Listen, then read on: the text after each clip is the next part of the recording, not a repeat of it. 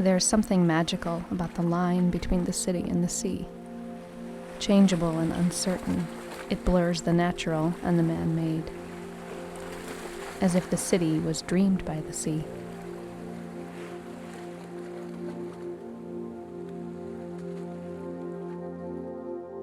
Quietly before morning, the sea must have dreamed the city. Imaginary city, invisible city, future city, city as a machine, city of the sun, city from a dream. Some cities can ruin you with the density and speed. Others embrace you with the hidden backyards around the corner, or the warmest smile on the face of the lady near the red brick church. Only a few will give you the right people in a certain moment, and the rare comfort of being lost. 3 years ago, the poet Robert Montgomery was invited by Nuart. He came to Stavanger with his light poem about the city as a valley, wilder and kinder than you think. It wasn't written particularly for Stavanger, but it feels like this neon poem somehow was connected to the place. There is no other city which is kinder than Stavanger. Is it the colorful wall art that makes the streets kinder here? Or people feel safer from the short poems written on an electricity box? Nuart started around 2001 as a part of the New Music Festival. The turn of the century was the time when graffiti name transformed into logo, tiles started to imitate pixels, stencils were speaking for the people, and the paste-ups became more than just posters. Everything was mixed up, and the voices on the streets became a choir, singing about social injustice, poetry, and politics. New music encouraged this beautiful choir on the streets as part of itself. It has seen activists and craftivists, wall painters, outsiders, and graffiti writers, poets, artisans and partisans, anarchists, interventionists, situationists, and vandals. It admired and cherished this new street art, and with every year it became bigger, until its 15th anniversary, when Ella and Peter painted the world's largest mural at that time. The painting covered 21,000 square meters of industrial rooftop. It was the last chapter, followed by a new story.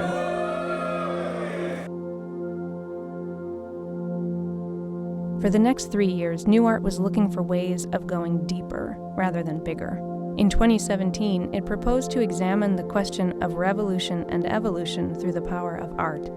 1 year later, the festival refused from its annual indoor exhibition in the tunnels and invited 3 times more multidisciplinary artists and interventionists than muralists. It liberated the concept, irony, and critical thought. The art on the streets of Stavanger started to rethink itself.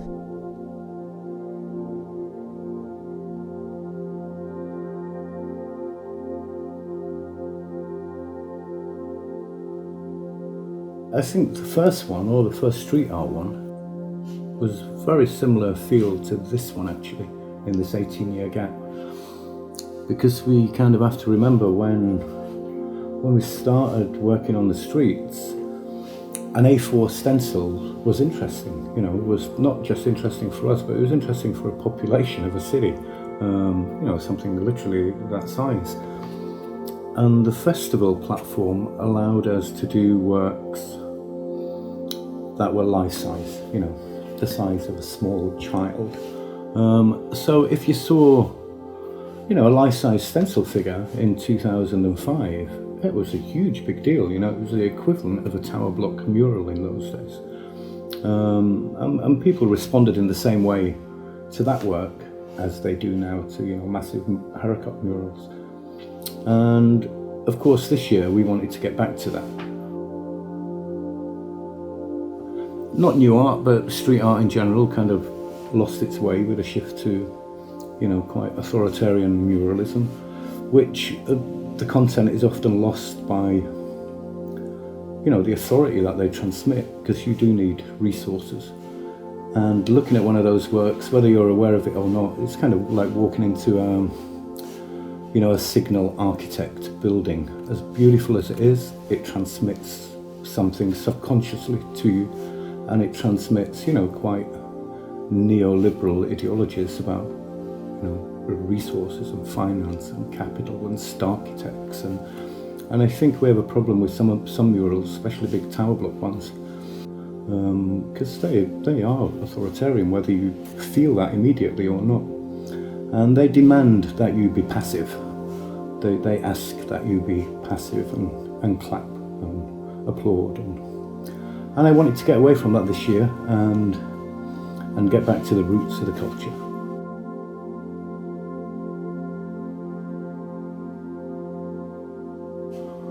We still, of course, do murals. We can't do tower block murals because we don't have any tower blocks here. Usually it's the size of a house, so it's not so authoritarian. You can personally have the resources. Everyone here, wooden houses, they paint their own houses every 30 years. So it's not much difference.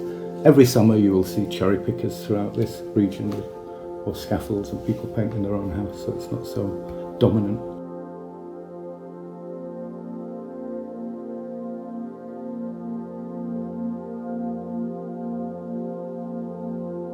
When everybody is going in one direction, the directors in the program here tends to go in the opposite direction. And it's not like opposite direction as it's not in touch. It actually goes into the direction that we're all kind of concerned about. It's the leader. It's the one that kind of sets the trend for all the other festivals to follow. And I think it's really important because there's so much going on in the world right now. There's so much right-wing movements. There's so much fascism. There's so many separate kind of hot spots, from Venezuela to America to England to Europe to everywhere, that to use this topic of revolution and evolution is so important and so smart and so clever of a way to kind of like get back to actually talking to what people are concerned about, as opposed to almost like the festivals that kind of treat it like a urban planning sort of thing, or like almost like a property development sort of muralism. I think this is more about the actual roots of the culture. And so I think it was Martyn who was telling me earlier, and I forgot about it, but one of Banksy's first stencils is just this little stencil of rats throwing a missile towards Parliament. And it's like, okay, we're like back to that, like back to just those little moments that kind of changed the way we saw the city. Whether it's Banksy's first rat, the earliest Bleklerats, or even the one pasted by Christy Rupp in 1979, there's one thing which is common. All of those small images were created as part of a dialogue within the city. They were meant to communicate with the viewer, to intrigue the stranger rather than impress. In 2016, researcher Javier Abarca started to talk about human-scale street art versus massive murals. It wasn't about good and bad, but more about differences between the two, like between the dialogue and a monologue in the world where walls can speak. In this world, street art pieces are not static objects. They're more like events that happen in time. Street art pieces are not static objects, they are more like events that happen in time. They have a life, they start and they disappear. Street art piece is a trace of this act of measuring the physical scale of the environment with the physical scale of the human body. Because of this human scale, a street art piece is closer to the viewer. It's the presence of a fellow human being. A viewer can respond to street art piece. He can paint over it or correct it, erase it. Therefore, street art empowers, it's a call to action. Therefore, street art pieces are just one more natural element in the landscape. They mutate, they intertwine with all other things around it, including the viewers. And because of this, they are much closer to the viewer, to the people. They can engage you in a much more intimate way. Those little moments or events need to be part of the environment, to organically appear in relation to nature, architecture, and the people on the street. And those genuine pieces are not always pretty, witty, and bright. Sometimes you need to look closer to actually see.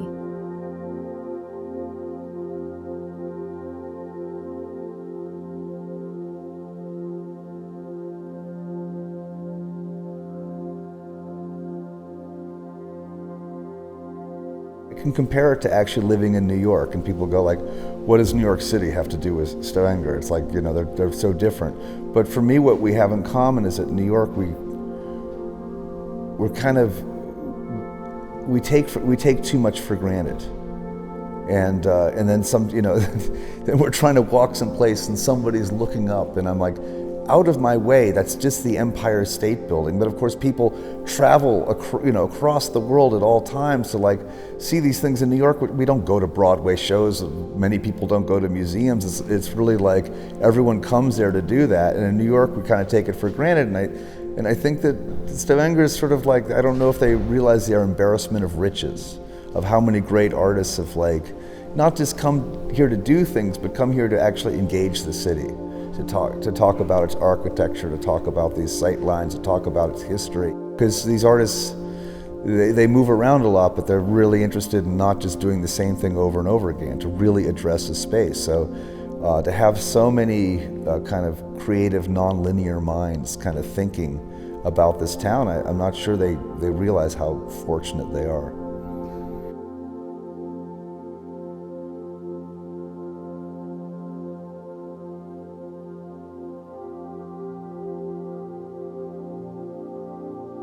I'd been reading a lot of Gilles Clermont, who developed something called the third landscape, based on empirical evidence that between, you know, land and that is untouched by human hand, there's something like 80% more diversity than a forest that has been planted or a field that has been ploughed. And he talks a lot about the garden that his family had when he was growing up, and it was a walled garden, and he was a child working on the garden with his father, with nice plants and nice flowers, and then he would go to the store or to the gardening store with his dad, and every product was about killing or burning or destroying the things that his father didn't want there. You know, the weeds, some of them beautiful, you know.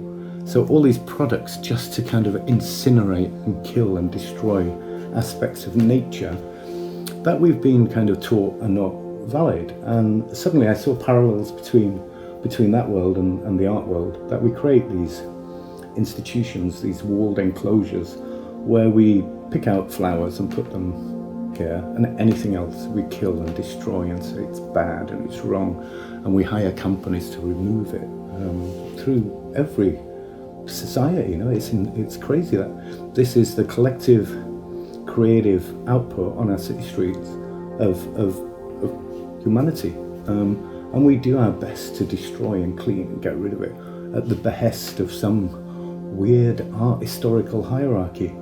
So not to compare this year's artists to weeds, but I thought, you know, I was looking online, and there's trees and seeds and plants that will fall inside granite rocks, and over time they will just split these rocks, and you see them growing out of walls, and dandelions breaking through the pavement.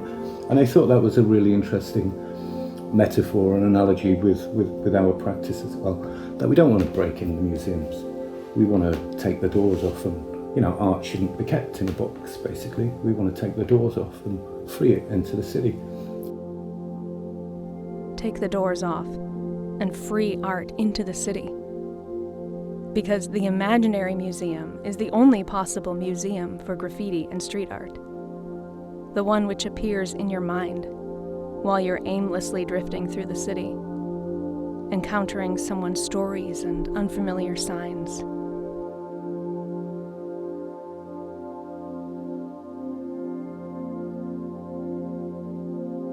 There's a couple of stories, and I think it's increasingly important, and it's always been important for this culture to recognise narrative. You know, this idea of attaching a story to an action in this one-to-one encounter between a person and a piece of art, a visual language, and how that creates community, or how does that place this person in the world, if that's not an advert, or if that's not a governmental sign, if that's just an artist saying something to you as you walk out your door, as you walk through your community or city centre. I remember I was in Brooklyn and I was under Brooklyn Bridge. I got lost. It was, 3 a.m. in the morning. It was my first trip to New York. And it was just this dark, dingy, desolate place. And I thought, I'm going to get killed just because I've been pre-programmed to believe these areas are full of, people in leather motorbike jackets and studs and spray cans with knives, these death wish. And I came around the corner and in this little door under a street lamp, there was a swoon piece, this really beautiful, hand-cut, delicate lace paper that had been pasted up of I think it was a grandfather.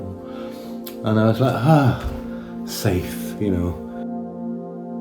So not so much the work and not so much my story. Had I walked down there, I'm sure I would have been fine. But this narrative and this story, embedded really deeply.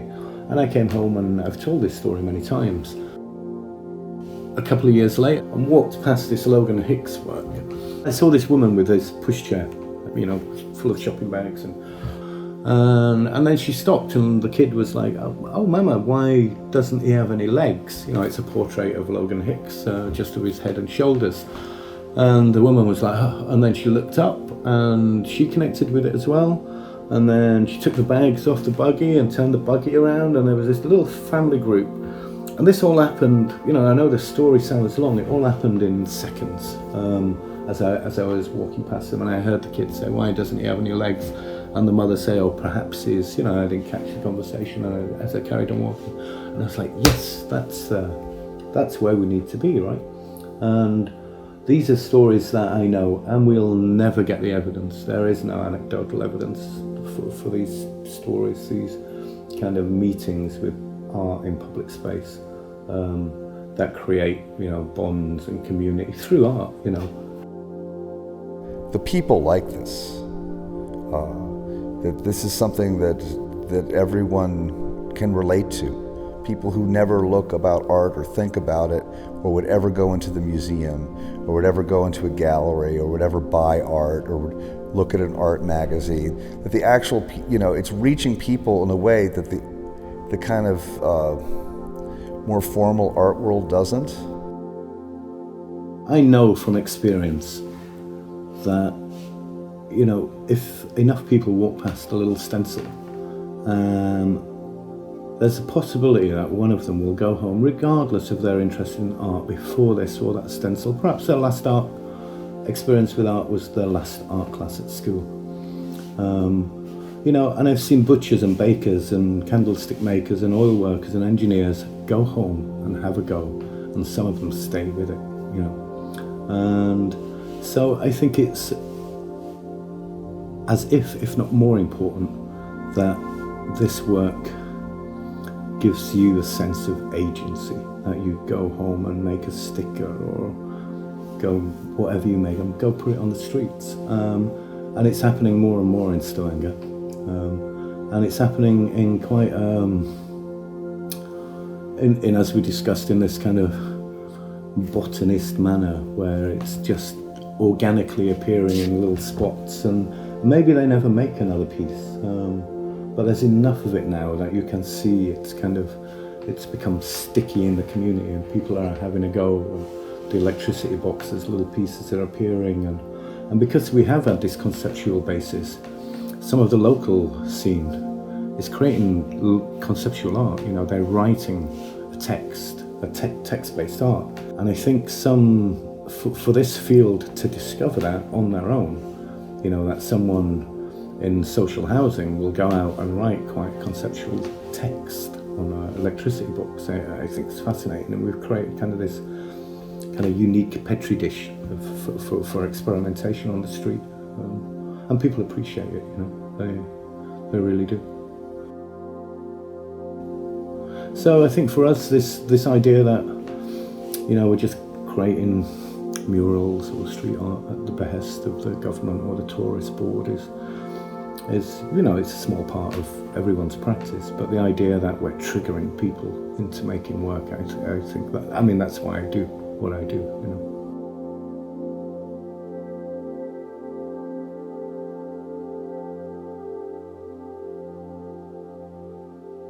There's no other city which is kinder than Stavanger.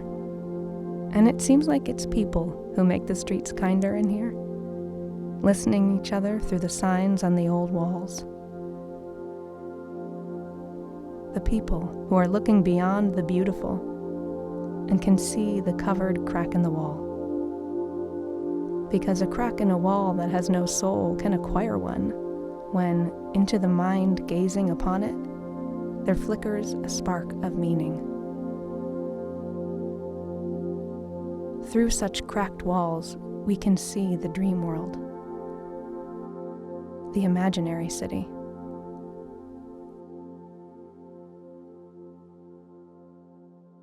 The one which was dreamed by the sea.